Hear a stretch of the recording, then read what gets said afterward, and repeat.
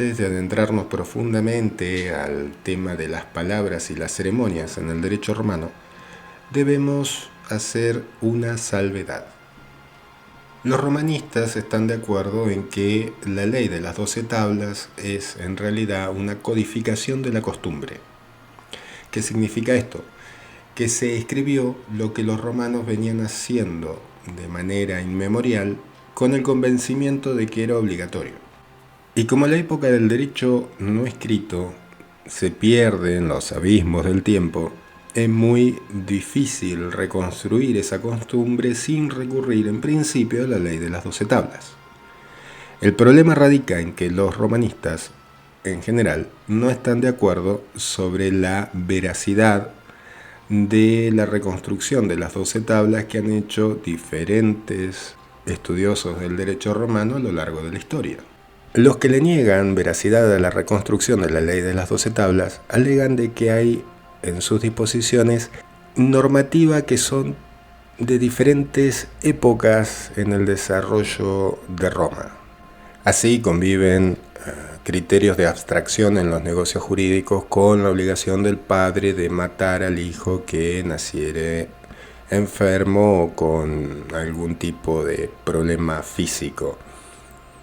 Pero a efectos de que este video pueda realizarse sin profundizar demasiado en las disquisiciones y discusiones sobre la validez de la ley de las 12 tablas, vamos a considerar que su reconstrucción, específicamente la realizada por el doctor Alfredo Di Pietro, son leales y fidedignas al texto original de aquella época.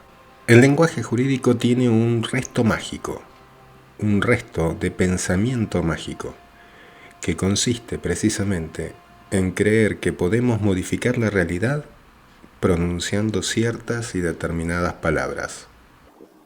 Ojo de liebre, arpa y trombón. No quiero agua, quiero ron. Los declaro marido y mujer. En Roma no era la excepción, sobre todo teniendo en cuenta de que antes de que existiera un derecho escrito, existía un derecho manejado por los sacerdotes y la religión.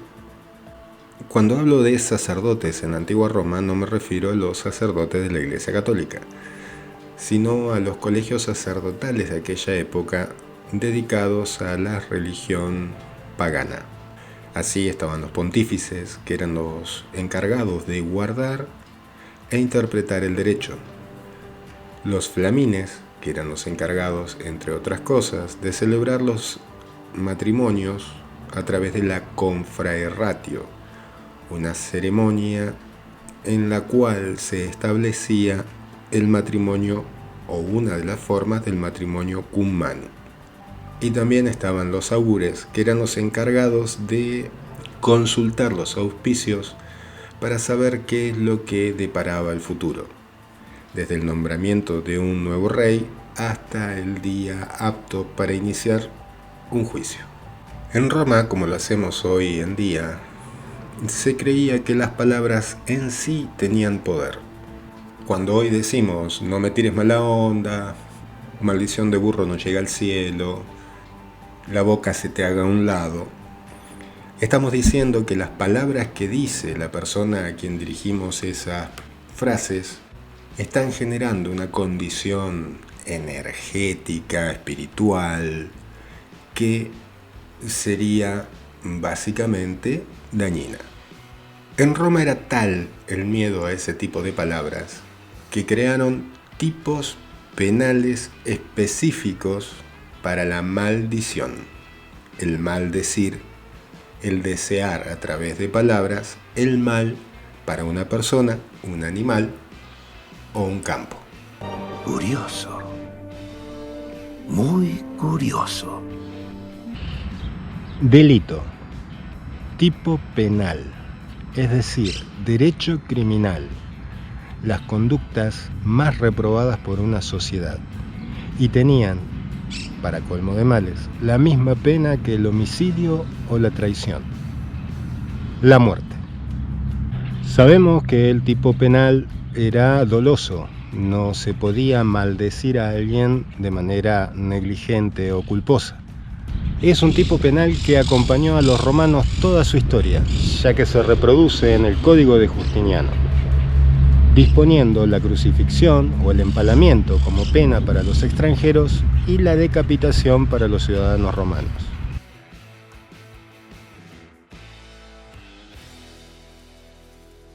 En el derecho civil, la realización de ceremonias pretendía hacer una mella, una marca en la memoria de la gente para que nunca se les olvide. Por eso también los testigos en la emancipación, por ejemplo, llevaban a sus hijos y luego de finalizada la ceremonia los golpeaban.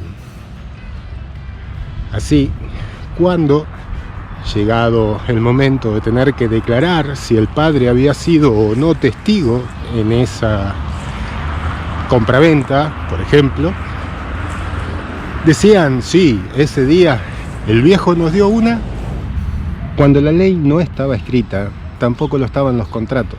Había que generar una forma en que nadie se lo olvidara. Como la tía que te dice, si no estás casado por iglesia, no estás casado. Falta la ceremonia, falta la publicidad, falta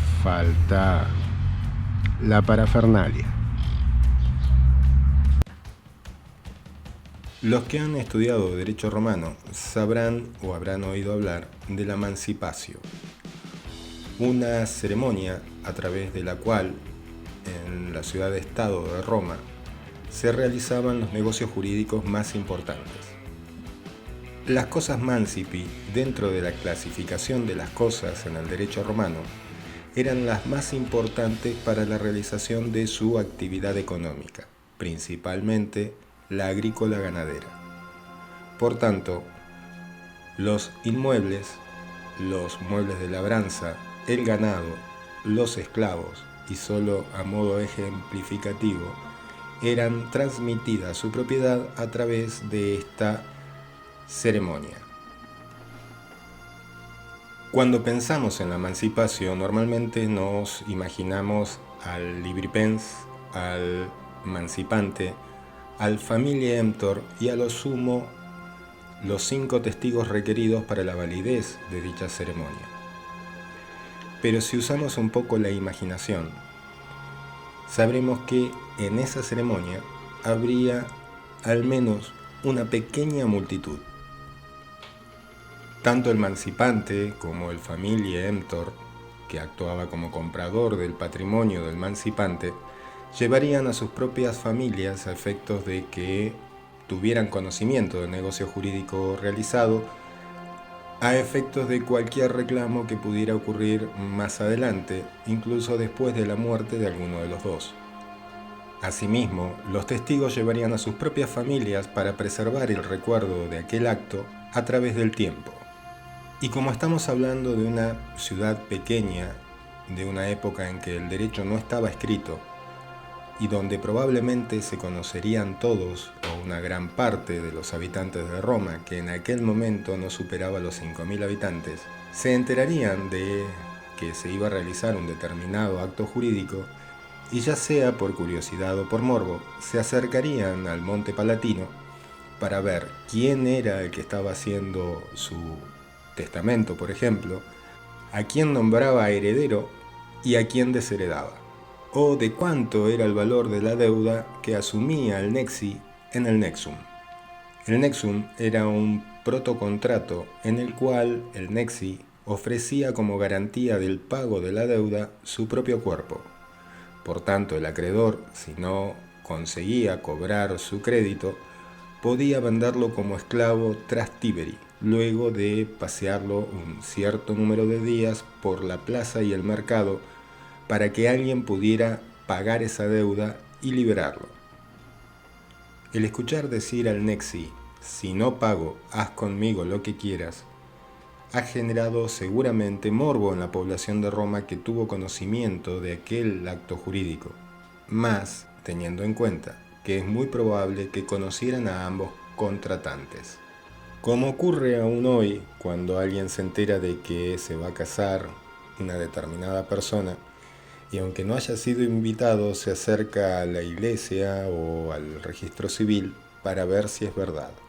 El lenguaje que integraba aquella ceremonia estaba integrado tanto por las palabras, dichas de manera solemne y con el significado y el orden que establecía la costumbre, los gestos, por ejemplo, en la traditio longi manu, cuando el vendedor señalaba a lo lejos aquello que estaba vendiendo, y también por la simbología, la presencia de la balanza y el cobre que representaba el valor justo de lo que se estaba vendiendo.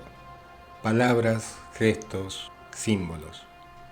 Todo un lenguaje enfocado en cambiar una realidad a través de una ceremonia, desde la declaración de heredero hasta la transmisión de la propiedad. Todo encerrado en la complejidad de un rito. Si te gustó el video, dale me gusta, compartilo, suscríbete, que juntos seguimos creciendo. Soy Cristian Ali Flores y te dejo un abrazo grande.